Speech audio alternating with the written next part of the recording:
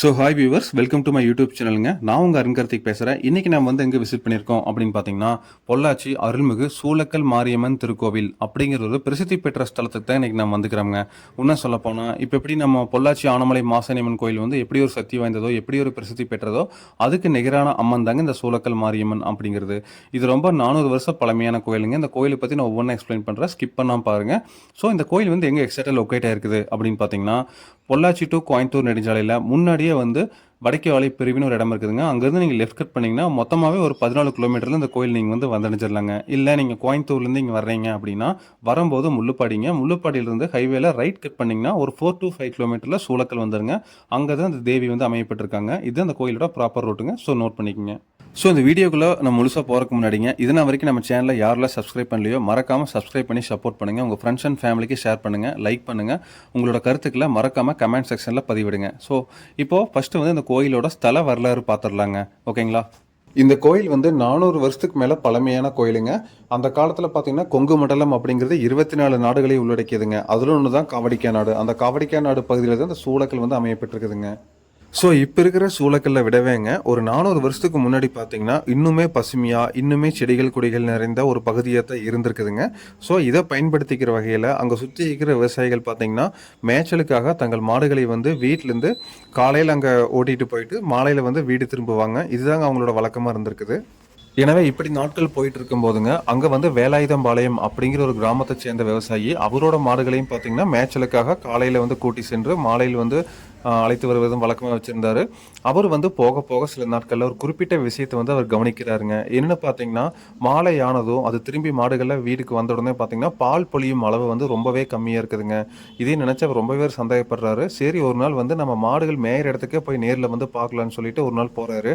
அங்கே போய் ஒரு குறிப்பிட்ட மறைஞ்ச ஒரு பகுதியில் வந்து உட்காந்துட்டு அந்த மாடுகளை வந்து பார்க்குறாருங்க. அந்த மாடுகள்லாம் என்ன செய்யுதுன்னு பார்த்தீங்கன்னா ஒரு குறிப்பிட்ட இடத்துல வந்து கூட்டமாக நின்று பால் பொழிஞ்சிட்டு இருக்குதுங்க. அதாவது பால் சுரந்துட்டு இருக்குது. இதை பார்த்து அவர் ரொம்பவே வந்து அதிர்ச்சி அடைகிறாரு.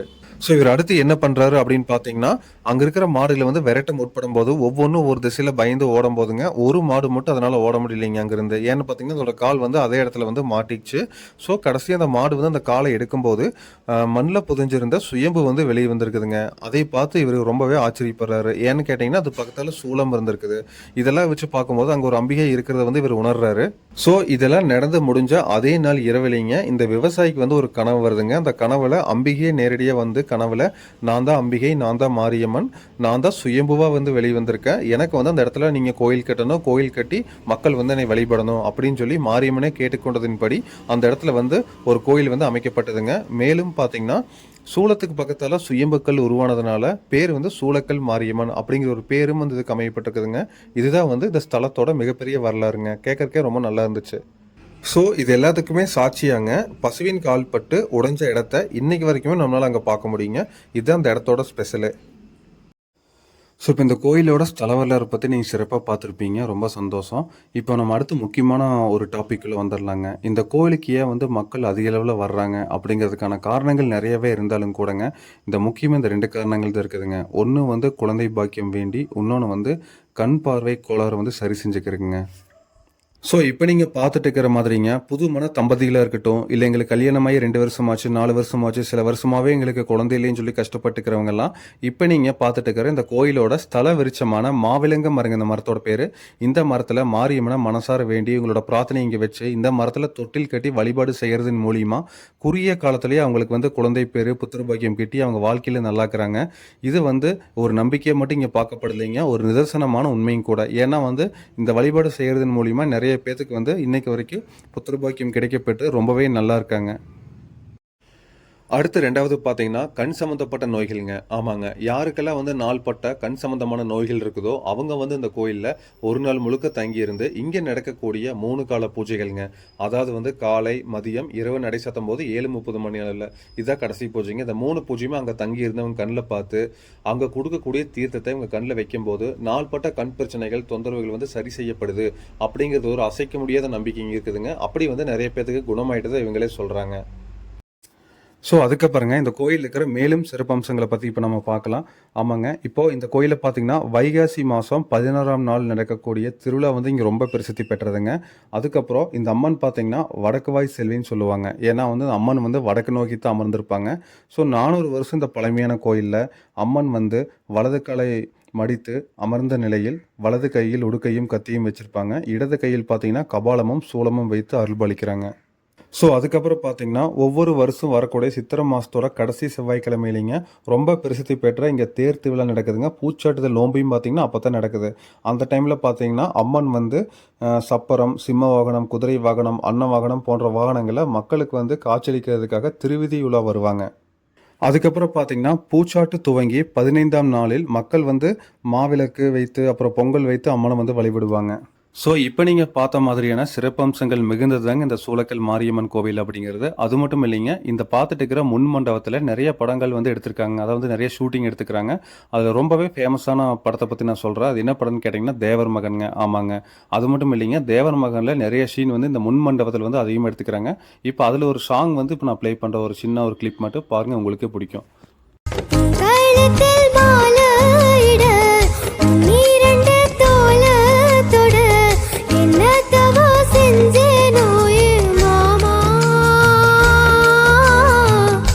ஸோ உண்மையாகவே இந்த சாங்கோட லைன் வந்து உங்களுக்கு பிடிச்சிருக்குன்னு நம்புறேங்க. ஏன்னா அதுக்கு வந்து எனக்கு வந்து இது ரொம்ப பிடிச்ச லைன். அதனால தான் இதை பர்டிகுலராக மென்ஷன் பண்ணியிருந்தேன். முக்கியமாக வந்து இந்த நீங்கள் பார்த்துட்டு இருந்த இந்த முன் மண்டபத்தில் தான் இந்த சாங் வந்து எடுக்கப்பட்டிருக்குதுங்க. இப்போல்லாம் கொஞ்சம் சேஞ்ச் பண்ணிட்டாங்க, இப்போல்லாம் கொஞ்சம் ஆல்ட்ரு பண்ணிட்டாங்க. அப்போ வந்து இது மாதிரி தான் இருந்துச்சு. ஓகேங்களா?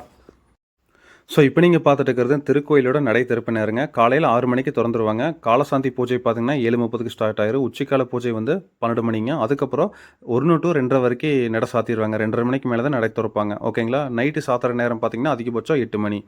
அதுக்கப்புறம் செவ்வாய், வெள்ளி, அமாவாசை தினம் பார்த்தீங்கன்னா முக்கியமான விசேஷ தினங்களில் காலையில் 6 மணிலேருந்து 8 மணி வரைக்கும் கோயில் வந்து ஓப்பன்லேயே இருக்குங்க. அப்போ வந்து நீங்கள் தாராளமாக வந்து ஃபுல் டே வந்து நீங்கள் டைமிங் எக்ஸ்பெக்ட் பண்ணாமல் நீங்கள் நினச்ச நேரம் வரலாம் போகலாம். ஆனால் குறிப்பிட்ட நாட்களில் பார்த்தீங்கன்னா அது மட்டும்தான். மற்ற நாட்களில் டைமிங் தாங்க இதில்.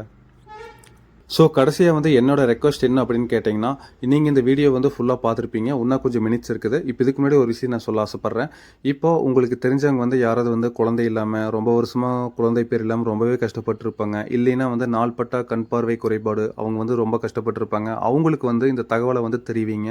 அவங்களுக்கு இதை ஷேர் பண்ணுங்கள். நம்ம மூலியமாக, மூலியமாக, நம்ம சேனல் மூலியமாக, என்னோட சப்ஸ்கிரைபர்ஸ் மூலியமாக இப்போ நீங்கள் எல்லாம் பார்த்துட்ருக்கீங்க. அவங்க மூலியமாக வந்து அவங்களுக்கு ஒரு நல்லது நடக்கட்டும். அப்படி நடந்தால் ரொம்பவே சந்தோஷங்க. அந்த நல்லது நடக்கிறது நம்மளுக்கு கண்பட தெரியாமல் இருக்கலாம். ஆனால் வந்து அங்கே எங்கேயோ நல்லா இருந்தாங்கன்னா அந்த வகையில் நம்மளுக்கு அது நல்லதுங்க. ஸோ அந்த ஒரு உள்நோக்கத்தில் தான் நான் வந்து இந்த வீடியோ எடுத்து போட்டிருக்கேன். கண்டிப்பாக இதை ஷேர் பண்ணுங்கள். ஸோ அப்புறங்க இந்த கோயிலை பற்றின முழு தகவலுங்க, அதாவது வந்து ப்ராப்பரான விலாசம், அட்ரஸ்ஸு, ஃபோன் நம்பரு, லொக்கேஷனு எல்லாமே நம்ம டிஸ்கிரிப்ஷனில் கொடுத்துருங்க. கோயிலோட ஓப்பனிங் டைம், க்ளோசிங் டைம் எல்லாமே நீங்கள் அதை பற்றி ஒரி பண்ணிக்க வேண்டாம். டேரெக்டாக டிஸ்கிரிப்ஷனில் போய் என்ன தேவையோ எடுத்து பயன்பட்டுருக்குங்க. ஓகேங்களா? ஓகேங்க, இந்த வீடியோ வந்து ஃபுல் அண்ட் ஃபுல் ஸ்கிப் பண்ணாமல் பார்த்ததுக்கு ரொம்பவே நன்றிங்க. ரொம்ப ஹாப்பியாக இருக்குது எனக்கு. இந்த வீடியோ வந்து உங்கள் கூட நான் பகிர்ந்துட்டதில் இன்றைக்கி. ஸோ வந்து இந்த வீடியோ வந்து உங்களோட ஃப்ரெண்ட்ஸ் அண்ட் ஃபேமிலிக்கு ஷேர் பண்ணுங்கள். நம்ம சேனல் இதுனா வரைக்கும் யாரெல்லாம் சப்ஸ்கிரைப் பண்ணலையோ மறக்காமல் சப்ஸ்கிரைப் பண்ணி சப்போர்ட் பண்ணுங்கள். மறக்காமல் லைக் பண்ணுங்கள். உங்களோட விருப்பங்கள், உங்களோட கருத்துக்கள் எதுவாக இருந்தாலும் நம்மளோட கமெண்ட் செக்ஷனில் பதிவிடுங்க. இதை விடவே அடுத்த ஒரு சூப்பரான பிளேஸில் வந்து நான் உங்களை சந்திக்கிறேங்க. நீங்கள் கொடுக்குற ஒவ்வொரு உத்வேகம் தான் எனக்கு அடுத்தடுத்து வீடியோ போகிறக்கு ரொம்ப தூண்டுகோலாக இருக்குங்கிறதுல எந்த ஒரு மாற்று கருத்தும் இல்லை. ஸோ வந்து மறக்காமல் சப்போர்ட் பண்ணுங்கள். So thanks for watching.